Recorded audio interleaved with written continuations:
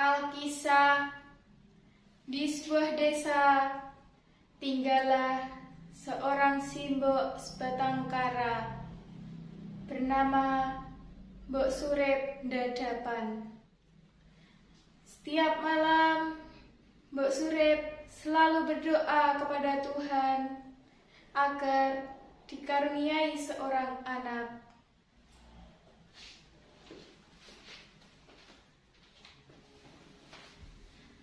Ya Tuhan, berikan aku seorang anak, agar aku tidak merasa kesepian ya Tuhan. Pada suatu hari, Mbok Surip pergi ke hutan untuk mencari kayu bakar.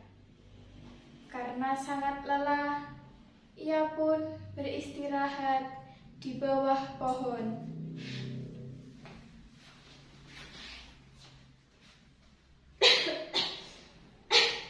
Seandainya aku memiliki seorang anak, aku tidak akan merasa kesepian.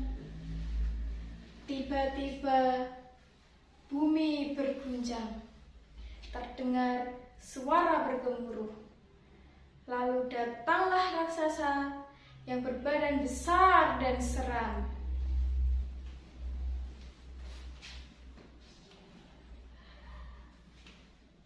Wah, ha, ha, ha.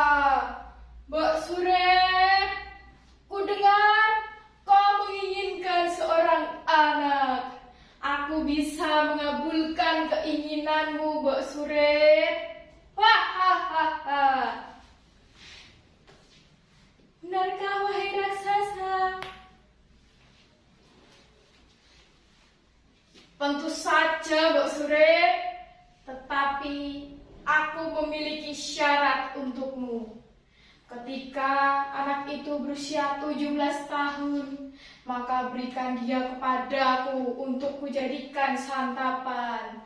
Wah, ha, ha, ha.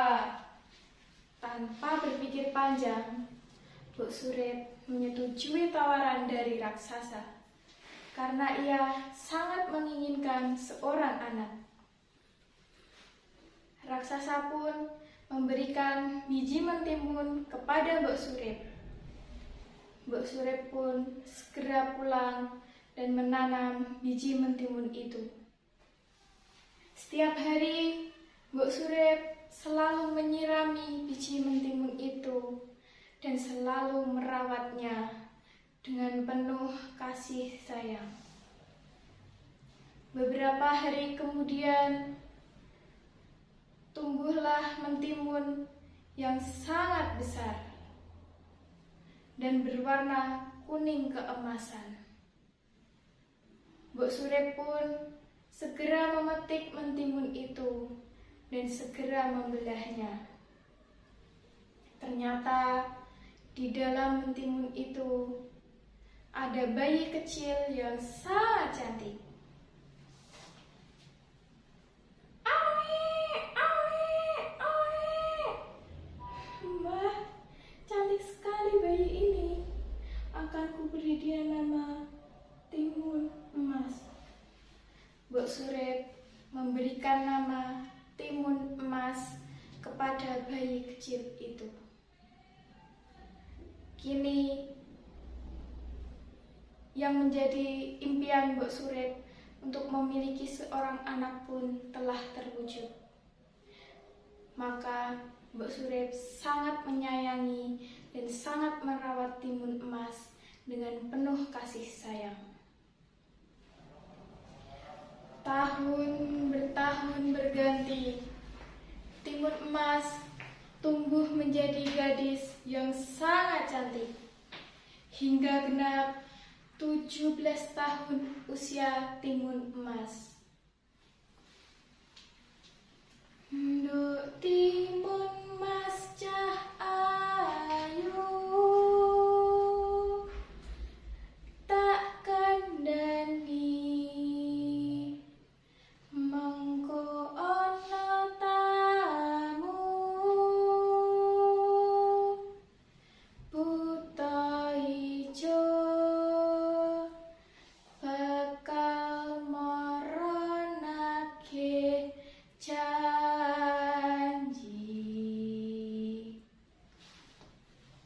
Tiba-tiba bumi bergetar, terdengar suara bergemuruh. Lalu datanglah raksasa yang berbadan besar dan seram.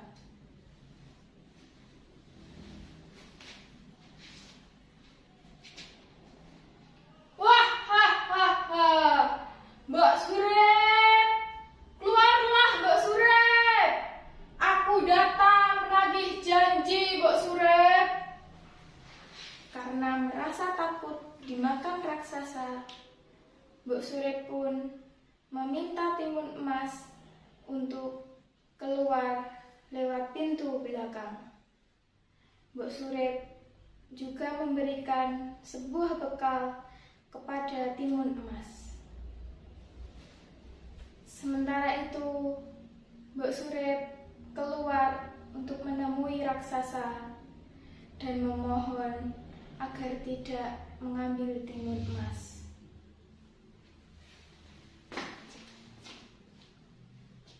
Tolong raksasa, jangan ambil putriku. Aku sangat menyayanginya. 17 tahun aku merawat timun emas. Aku tidak akan sanggup kalau harus kehilangan dia. Tolong raksasa, jangan ambil putriku. Tolong raksasa.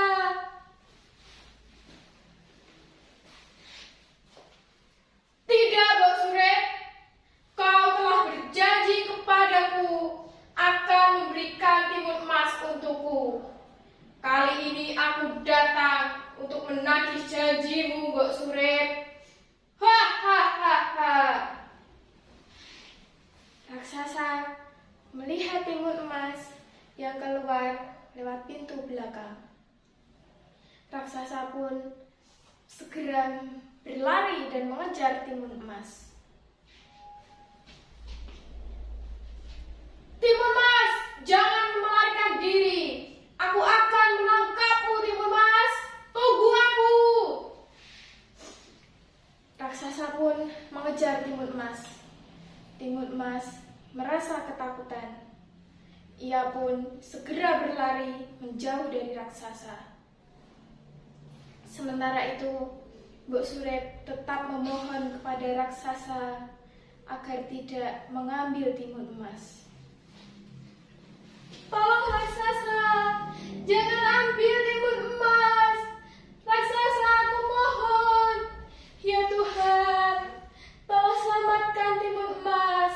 Semoga raksasa tidak berhasil mengambil timun emas.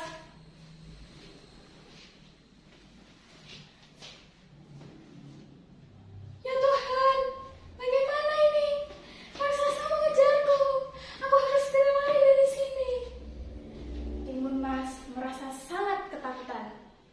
Ia pun mengeluarkan bekal dari Simbok, yaitu sebuah garam. Timun emas melemparkan garam ke arah raksasa. Boom! Seketika lautan yang sangat luas pun terhampar. Raksasa harus berenang untuk melewati lautan itu. Timun emas pun segera melarikan diri. Ia berlari secepat mungkin, tetapi raksasa berhasil melewati lautan itu. Raksasa pun kembali mengejar timun emas.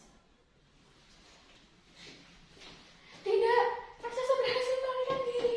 Aku harus bagaimana? Ya Tuhan, tolong bantu aku. Raksasa pun mengejar timun emas. Timun emas mengeluarkan bekal kedua dari Simbok, yaitu sebuah jarum. Timun emas melemparkan jarum ke arah raksasa. Seketika bambu-bambu yang sangat tajam bermunculan dan menghimpit raksasa. Raksasa terperangkap. Dia tidak bisa melewati bambu-bambu itu. Timun emas pun berlari secepat mungkin. Tetapi sayangnya raksasa bisa melewati bambu-bambu yang tajam itu dan kembali mengejar timun emas. Timun Mas sangat ketakutan karena ia hanya mempunyai bekal terakhir dari Simbok. Dia pun menggunakan bekal terakhir itu, yaitu sebuah terasi.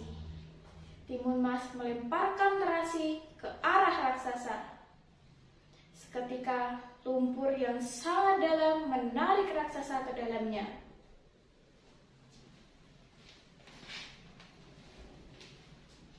Tidak, apa yang kamu lakukan, Timun Mas?